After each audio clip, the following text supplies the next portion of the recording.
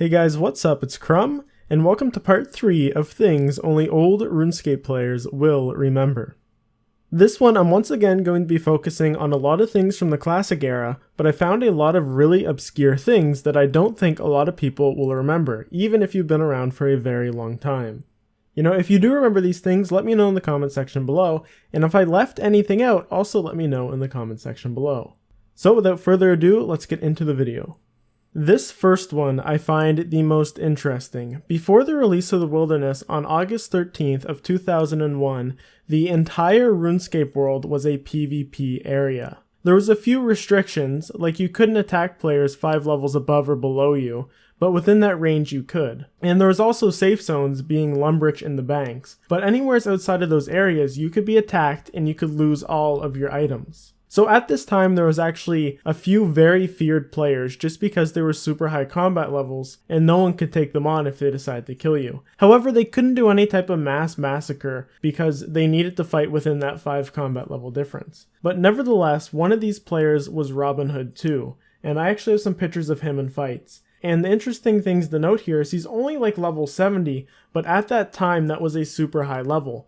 Keep in mind the game hadn't been out for very long. This is like 2001, and he's also only wearing armor like Mithril and Adamant, but at that time that was the best armor in the game. Nobody had the smithing level to make full sets of Adamant. There was no rune that existed at the time, so if you saw someone wearing that, you really had to fear them because they could mess you up. That's like the equivalence of walking around in full bandos today. I just think this is such an interesting time, and there's really not a lot known about it. So if you're one of the few players that actually played back then, please give us all the information you remember in the comments below. One of the big appeals to RuneScape when it was first released was that it incorporated a lot of elements of RPGs. You know, RuneScape's an MMORPG, it's in the name. And so when it was first released, one of the elements it incorporated was a full class system. When you first created your account, you would be able to choose between either an adventurer, a fighter, a wizard, a miner, or a ranger. Now this system was removed sometime around July of 2002, but while it was in place, picking one of these classes would give you different starting levels, starting gear, and special bonuses / abilities. You know, a few examples of this: if you picked a wizard, you would start with 10 hit points, plus 6 to magic, and a staff and a black wizard's hat. Whereas if you picked an adventurer, you would start with 11 hit points and plus 1 to all your combat stats, along with getting a bronze axe, a pot, a jug, and a tinderbox. And so on specializations for all the other classes. You know, I find this really cool because I don't associate RuneScape with classes at all nowadays, even though so many games still incorporate them. Nowadays on RuneScape, if you want to make any type of special account build, you simply train those stats to be tailored to it, like all the pure accounts that exist today.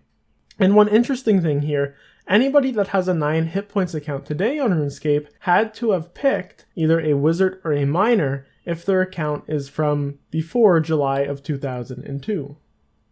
And one little tidbit I want to add that relates to the last 2 topics. After you chose your class in RuneScape, you are able to pick whether you want to be a PKer account or a non-PKer account in the settings window. Now, whether this weighed any bearing on if you could actually be PK'd or not is unclear. And also at this time, when banks were safe areas, you could actually only store coins in your bank, and you could only put one of them in there at a time and only withdraw one at a time. So if you had 1,000 coins, you had to click 1,000 times to put them in there. This was later changed on the 12th of June 2001, and it became possible to deposit 1,000 coins at a time into your bank. And then, finally, on the 26th of July of 2001, banks were reworked to allow you to store items as you can do today in RuneScape.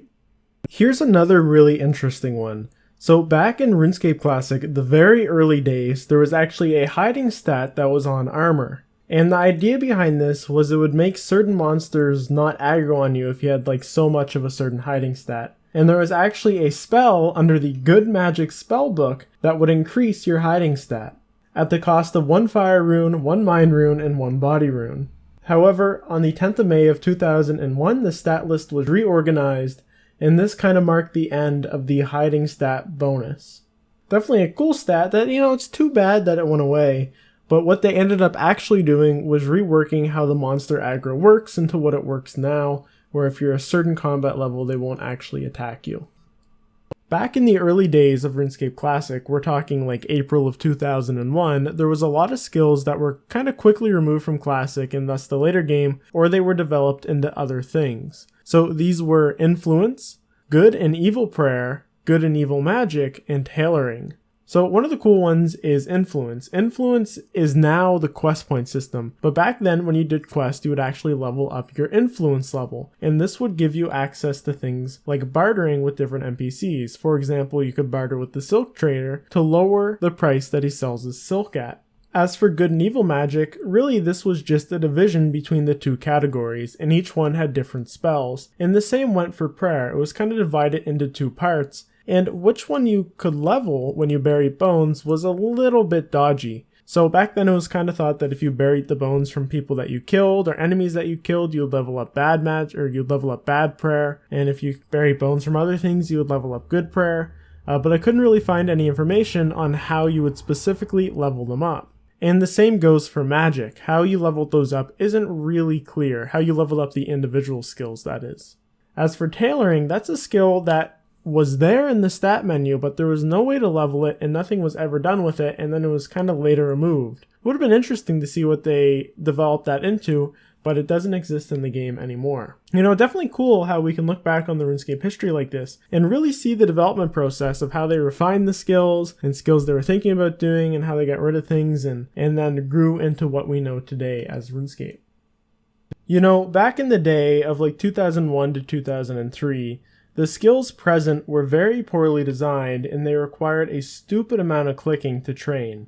I'm sure any of you that actually played back then will remember just how labor intensive the skills were. So I want to take this time to talk about how bad some of those skills really were to train and why it took so long to level up on Classic. So the first one I want to start with is woodcutting. So when woodcutting was originally out, there was only regular trees. So that's all you could cut to train your woodcutting level. The way this worked, however, was that you would actually get more experience depending on your woodcutting level, so the higher it was, the more experience you would get from regular logs.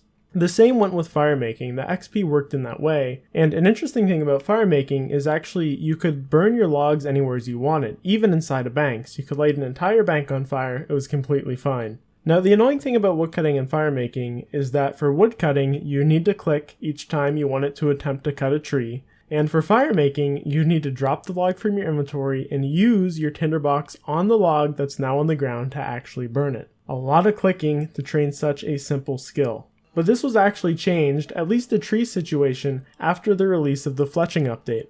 So with the fletching update came maple trees, oak trees, yew trees, magic trees, so it could bring those bows into the game. And with this, they also got rid of that XP based on level for woodcutting. And there was a lot of free-to-play players that were actually mad because they only still had access to cutting regular trees. But now their XP was significantly reduced.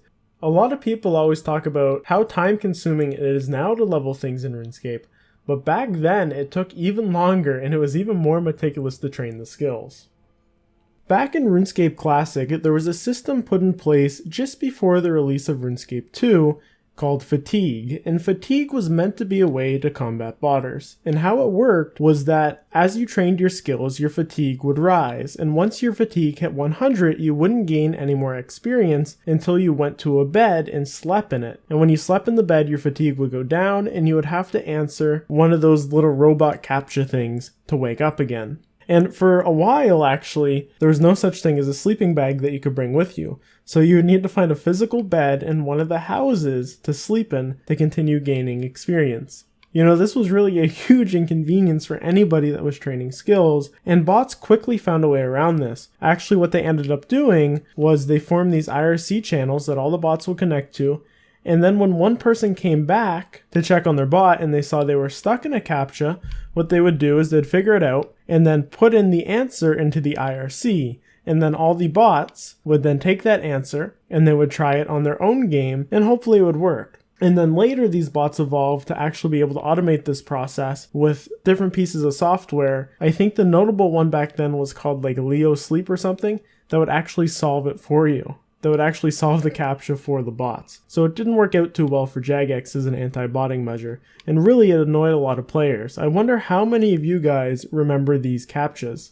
You know, the fatigue system is still in place today if you go back and play the current version of RuneScape Classic that's available. Unfortunately, that's all the time we have for this video. I still have plenty more on this topic that I could talk about, so if you guys like this video, let me know and I can make more. Also, coming up on 5,000 subscribers, that blows my mind. I have so many more videos planned to make here soon, so if you enjoyed this one, consider subscribing. And until next time guys, love, peace, and chicken grease.